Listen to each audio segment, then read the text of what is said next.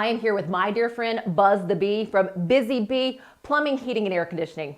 You are going to want to keep a close eye on the weather today, am I right? And let me tell you, it's time now for your local weather report, brought to you by Busy Bee Plumbing, Heating, and Air Conditioning. Let's buzz on over to the Main Street Media TV Weather Center. From the Tennessee Valley Weather Channel, this is your weather on Main Street. Happy Halloween. I'm Kelly Rawson in the Tennessee Valley Weather Center with a check at your forecast. Unfortunately, Mother Nature has more tricks than treats for our forecast here in southern middle Tennessee for today. The morning starting off dry, a little bit breezy with some clouds in the area. Temperatures starting off in the mid 60s, but widespread rain is to come, unfortunately, during prime trick-or-treat time. About 1-2 o'clock, we're still mostly dry across southern middle Tennessee, but a line of rain and storms will be moving through. Now, no severe weather is expected, but we could see some thunder and lightning. So if you still are hoping for any outdoor availability for your plans, I would start thinking about Plan B, because not only will there be some heavy rainfall, widespread rainfall, and persistent rainfall, we are also going to be dealing with the lightning threat as well. No severe weather though, which is some good news, but we are going to see widespread rain and storms continue to push through for the afternoon and into the evening as well. So unfortunately, not the best weather for trick-or-treating, but again, hopefully maybe you can hit up some trunk-or-treats or already have earlier this week. But we will continue to see this rainfall move through. Now, it is much needed rain, and we're talking maybe a ½ inch to an inch of rain, so it is much needed, but unfortunately coming at the worst possible time this week for southern middle Tennessee. We start to dry out eventually by about midday on Friday with some lingering rain in the area for Friday morning. For your 7-day forecast, again, we are looking quite gloomy and stormy for today and tonight, especially during the afternoon and evening. Few lingering showers for your Friday, and then for the rest of the weekend, we are looking mostly dry with a partly cloudy sky, temperature staying in the 70s until our next rain chance heading into Wednesday.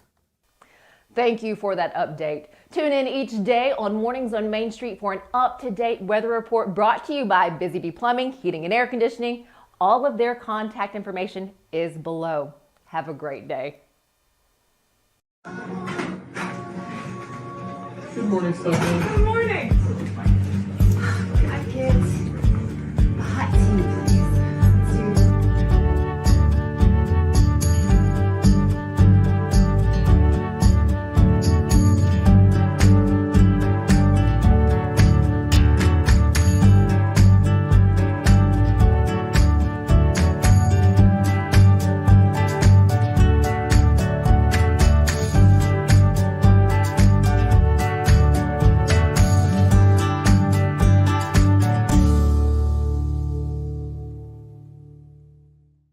Welcome to Mornings on Main Street. I'm your host, Stefanie Miller. Thanks so much for stopping by today.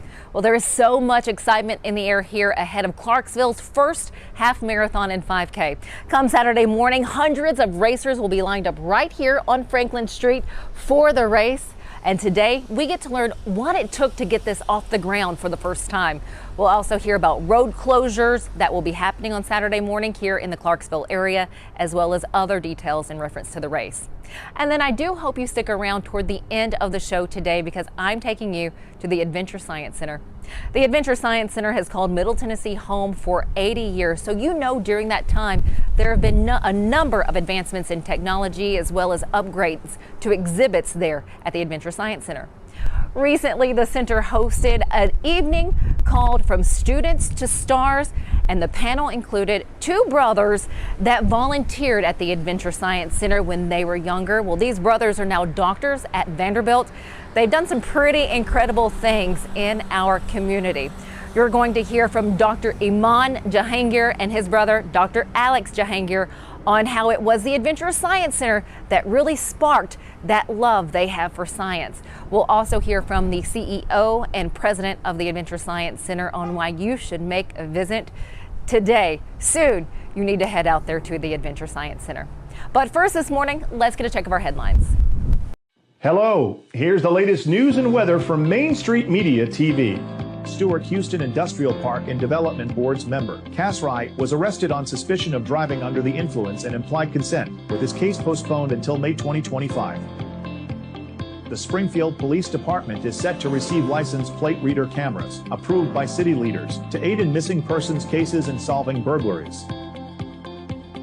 3 individuals from Dixon County were apprehended in Mount Julia after a shoplifting incident at Walmart led to a brief car chase and the recovery of nearly $1,400 worth of merchandise.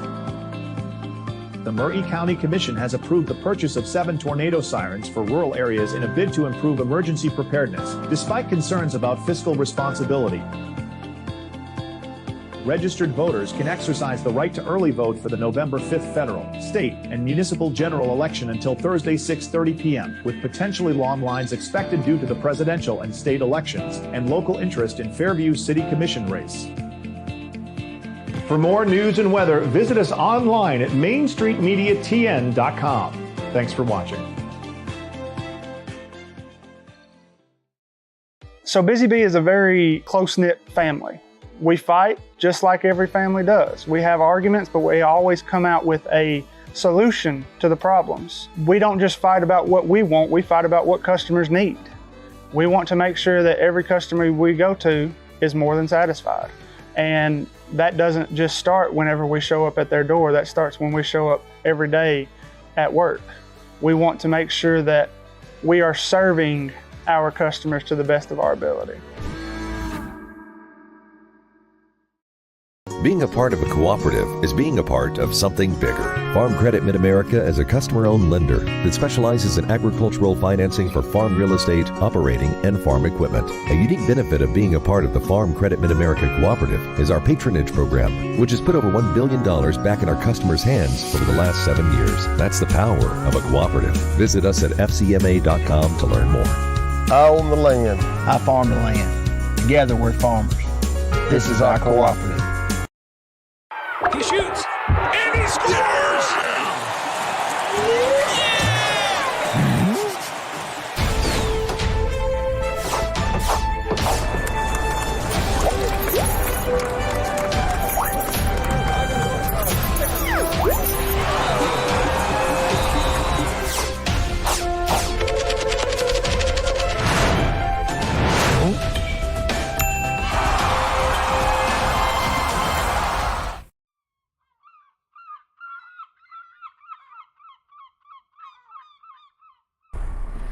Welcome back to Mornings on Main Street. I'm excited to highlight this weekend's half marathon happening here in downtown Clarksville to kind of go over the logistics of everything, what people can expect if you're seeing runners out on the roadways here in downtown Clarksville. We have the marketing director, we have Ryan Sample with us. Ryan, thanks so much. Thank you. You're excited, you're running this. I am, yep. First, share how many runners will be out here on Saturday morning. So we're expecting about 850 runners, close to 850. There's going to be a little over, I think, 360 in the half marathon, a little over 370 in the 5K, and then the rest are 1 mile runners. That's incredible. Are you surprised? We are a little surprised. We're obviously very excited that the first year it's that large. The numbers really jumped up the last couple of weeks, so it was surprising to see, but we're excited. So what time does the race start? So the half marathon starts at 7, okay. The 5K starts at 7:30, and the 1 mile is at 10. So I know people are out and about on Saturday mornings. Mm-hmm. Is there anything that you want to make sure drivers and people just kind of moseying around downtown that they need to know? Yeah, so we'll actually be putting out some news today about the road closures. The police department is going to be at all the major intersections of the half marathon and the 5K. The routes kind of run on top of each other, so but the police will be out. You'll see a lot of police presence to make sure that everybody's safe and everything's, there's no traffic on the route. They will start closing roads probably around 6:30 that morning, and Public Square will obviously be closed because the start and finish is here. Right here. There's going to be a lot of stuff going on down here, and so, but yeah, I think that's important for everybody to know. You're just going to see a lot of police presence that morning, and it's all just to make sure that the runners stay safe. safe. I know you have so much going on up here, I'm sure, but can you think of the road closures that you can share with us that we can just kind of... Well, we know for sure that Riverside Drive it will stay open on one side. The side closest to the river will be closed. And the same thing on Cumberland Drive. There will be some traffic allowed through, but one half will be closed. Okay. And then there will just be some major intersections like, at College Street and Riverside Drive, some intersections downtown where traffic will be able to flow through when runners are not present. Okay.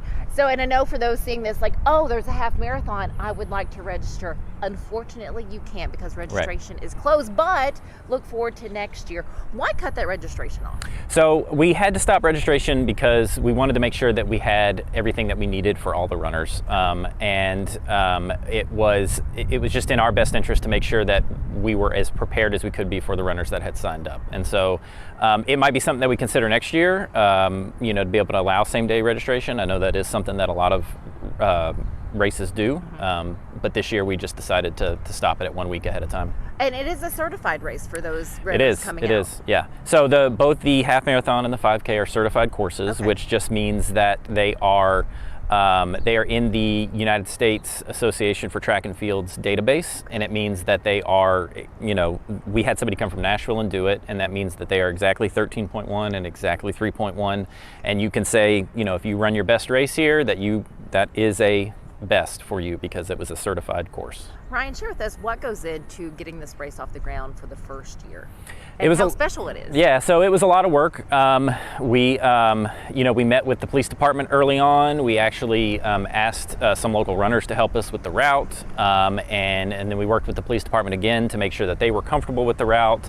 We moved some things around, and then working with the person that certified it, and then the half marathon, really we really were trying to make it a true Clarksville half marathon and really have it go through a lot of areas that people think about when they think of Clarksville, and obviously utilize some of our parks.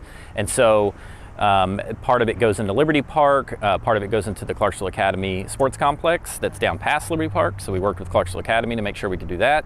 Part of it runs onto Austin Peay campus, so we're working with campus to make sure that everything's going to be good to go there. And then obviously it was really important for us to make it a Clarksville half marathon. We wanted it to start and finish here. And so it starts downtown in Public Square.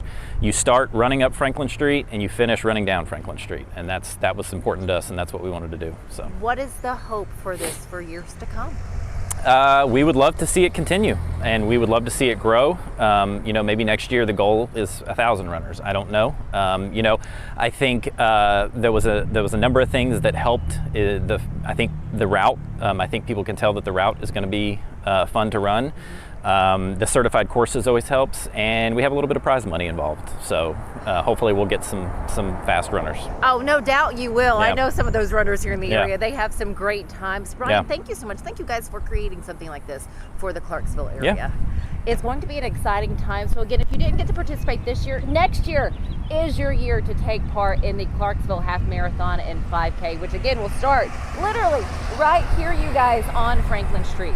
Stick with us here at Mornings on Main Street. When we come back, I'm taking you to the Adventure Science Center for a reception they recently had from students to stars. You'll get to hear from two brothers who happen to be two doctors from Vanderbilt. They share their love of science and just how it was started at the Adventure Science Center. We'll be right back. Step into the Lionel retail store at Opry Mills, Nashville, and you'll be captivated by all the magic of the 123-year history of Lionel trains. Whether you're already a train enthusiast or just getting started, Lionel will energize your love for trains. NASCAR fan? Come check out your local Lionel station to learn all there is to know about model trains and die-cast NASCAR collectibles. Visit nashville.lionel.com or call 615-455-9399. At Delta Dental of Tennessee, we know our success begins and ends with providing superior quality service, and that includes serving those who need it most. This year, we're celebrating 25 years of giving back to the community we call home. Delta Dental, along with our Smile 180 Foundation, supports Tennessee's dental colleges and oral health education, children's hospitals, free and reduced cost dental clinics, and other like-minded charities. Here's to the next 25 plus years of ensuring healthy smiles.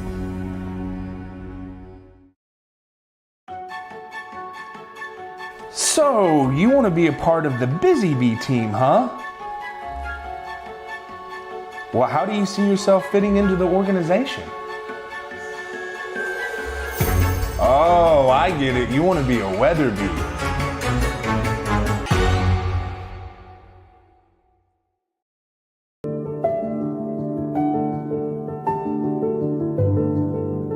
Welcome to the Omni Nashville Hotel.